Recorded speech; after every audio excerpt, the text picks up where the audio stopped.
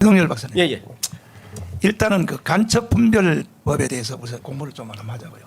아니 평소에 5,300만 국민 중에서 저놈이 간첩인지 저놈이 아닌지 전문가로서 대충 100%딱 집을 수는 없지만은 말하는 걸 보면 냄새가 좀 날 텐데. 이제 네. 저 70년대까지는 간첩을 식별하는 방법을 경찰이라든지 당시 중앙정보부에서 간첩 식별법을 갖다 내놓았어요. 근데 그걸 소개를 하면 첫째는 말투입니다. 말투. 이 말투가 아무리 서울말 쓴다고 해도 말투가 다르고요. 예를 들면 그 상호를 갖다 호상간에 북한 말투인가 호상간에 나오고 상호간에를 호상간에. 예, 그다음에 이렇습니다.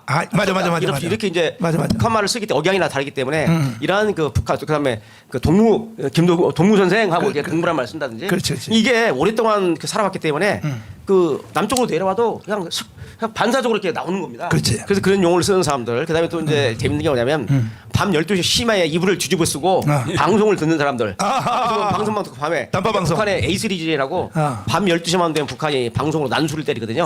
그걸 듣는 사람들. 그다음에 그 새벽에 산에서 뭐 이렇게 또 내려오는데 등산복 끌고 내려오는데 이 발밑에 말이죠. 이 바지에 그 풀이 이슬이라든지 풀이 묻은 사람. 그렇지. 그럼 산에서 내려오면서 낚싯대를 가지고 오는 사람. 이게 왜 낚싯대가 산에서 내려오는데 낚시를 왜 가지고? 네, 왜냐하면은 북한으로 이제 그 무전복을 할 때 안테나구나. 이 밤에 밤 한 12시에서 돼서 이게 전파가 방해받는 시간에 산 중턱에서 북한을 향해서 안테나 실선을 1m를 뽑고 보통 이제 A7 판건식 무전기 같은 걸로 보고를 지령을 보고 하는데 이 전파 방해를 받기 때문에 낚싯대가 편하거든요. 쭉 펼치면 되니까. 그래서 이렇게 낚싯대를 펼쳤다가 가지고 오거든요. 그러다 보니까 이제 심야에 새벽에 산에서 내려오는데 낚싯대를 가지고 내려오는 사람들 등등 해가지고 사실상 이 간첩 식별 방법을 했지만은 이제 80년대 접어들면서 그렇지. 그러한 방법으로 간첩을 잡는 것은 거의 불가능합니다. 이제는 그런 놈은 없어. 일단 철저한 그 적고화교회라고 그래서 이남화교육, 그 남한 실정이 맞도록 철저히 말부터 시작해서 어두부터 고치거든요. 그렇지. 그래서 그러한 교육을 시키고 또 그 다음에부터는 뭐냐면 이제 무전기라는 게 옛날같이 그 A3 소위 난수 방송에 의한 무전이라든지 또는 그 ASM 판교식 무전기를 가지고 또 솔로끼를 가지고 북한에 보관 양식을 떠나가지고 이제는 뭐 핸드폰이 있는데 예. 뭐 핸드폰. 90년대 접어들어서 나온 게 A7 매몰식 무전기라는 게 나왔어요. 이 무전기가 조선노동당 중부제약당 때 처음 나왔는데 이 무전기 규모가요. 그전에 쓰던 게 판건식 무전기는 아마 그 우리 저 박 선생님은 판건식 무전기라든지 솔로끼를 가지고 북한하고 무전을 때렸을 거예요. 아마 제가 볼 때. 당시 근데 이 판건식 무전기는 도시락만 합니다. 그래서 1분에 한 125자 정도가 북한으로 날아가는데 이게 소요 시간이 한 15분 됩니다. 그렇구나. 그래서 우리 그 방탄망이 전파가 날아가면 잡습니다. 잡으면 대충 서울에서 여의도 정도에서 전파가 북한으로 날아가는 것을 알 수 있죠. 그런데 이제 이 방식이 불안정한데 91년도 조선노동당 중부지역당 때 처음 발견됐는데 무전기가 딱 이만해요. 이만해요. 전자계산기만한 무전기인데 이게 A7 메모리식 무전기입니다. 1분에 한 750자에서 800자가 북한으로 날아갑니다. 날아가는데 이 날아가는데 중요한 것은 전에는 이 무전을 치려면 전파가 받지 않는 산 중턱에 가서 북한을 향해서 1m 이상 안테나선을 뽑거나 아니면 높은 빌딩에서 뽑아야 되는데 여기는 이제 밤에도 상관없어요. 낮에도. 그냥 안방에서 말이죠. 이 안테나 3개만 딱 뽑으면은 그 소위 그 송신이 가능합니다. 그런데 또 더 중요한 것은 1분에 한 700자, 800자가 날아가는데 미리 북한에 보고할 내용을 메모리 딱 음으로 메모리를 했다가 5배속 으로 딱 버튼을 넘기면 드륵 하면 날아갑니다. 5분도 소요가 안 돼요. 최첨단 무전기죠. 그래서 91년도 조선노동당 중부역당 때 발견됐고 1995년에서 부여에서 적발된 간첩 김동식이도 무전기 7대가 나왔어요. 7대가. 그럼 왜 이렇게 무전기를 많이 갖고 다니냐? 실제 무전기는 2개만 필요한데 그 남한에 있는 고정간첩한테 무전기가 바뀌었기 때문에 새로운 그 무전기를 교체해주면서 하려고 내려와서 더벅이다 묻어놓은 겁니다. 또 다른 간첩이 내려오면 무전기를 가서 찾아서 해야 되기 때문에 그래서 본인이 내려올 때 7개나 갖고 내려왔어요 무전기를. 그렇게 이제 그런 식으로 하는데 90년대에는 이제 완전히 바뀌었습니다. 어떻게 하냐면 이메일입니다.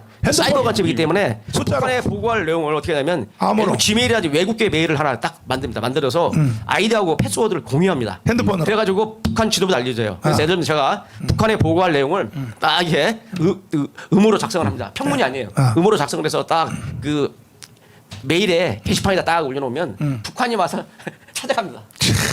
이렇게 해가지고 이제 그 바로 또 이걸 하고 메일 계정 이용 아니면 아예 클라우드를 하나 임대를 해가지고 클라우드 속에다가 그 지령문 놓고 북한도 지령문 내리고 보고하고 이런 첨단 암호화 방식을 사용하는데 바로 그것도 올리는 것도 그 안에도 내용도 파일을 소위 그 스테가노그래프 방식이라는 첨단 암호화 방식을 사용합니다. 자, 그 스테가노그래프 방식은 뭐냐? 처음 그 국제사에서 발견된 게 2001년도에 소위 그 미국의 세계 무역센터, 네. 월드투 무역센터가 소위 그 알카에다 조직원들한테 공격을 당했을 때 빈 라덴이라는 알카에다의 총책이 미국에 안전하게 착륙한 이제 침투한 조직원한테 메일을 보내는데 그 메일을 열어보니까 죄송합니다. 깐다는 말을 자꾸 써서 지금 열어보니까 뭐가 나오냐면 모나리자 미소라는 그림이 딱 나와요. 아, 그림으로 됐고. 그림이 그 전부에 그런데 여기에다가 상호 약정된 암호 해독 프로그램을 딱 집어넣으면 모나리자 미소가 딱 거치고 어택이라고 공격하라고 딱 나옵니다. 아, 그래서 이제 이 스태그라고 클립 방식은 평이하게 이메일을 보내지만 주로 그림 파일, 또 MP3 파일, 음악 파일, 또 동영상 파일, 또 텍스트 파일을 이용해서 그 속에다가 히든 메시지라고 해서 숨은 메시지를 듣습니다. 그러니까 우리 수사당국이 그 메일을 열면은 모나리자 미소가 나오고 신문 기사가 나오고 노래가 나오는데 어떻게 합니까? 이정된 암호 아니면 그 해독을 할 수가 없어요. 근데 이제는요, 인천 영종도 공항에 가다 보면 생채로 눈 이렇게 쳐다보면 눈 속에 그 아무 다그 출입국 관리소 있잖아요. 지금. 그렇죠. 그러니 뭐 이게 발전이 뭐 하루 다르게 뭐. 그래서 이번에 검거된 제주, 창원, 뭐 민노총 침투 간첩망이 다 북한으로 교신할 때 스테가랑 공격 방식으로 교신했거든요. 근데 어떻게 풀었느냐?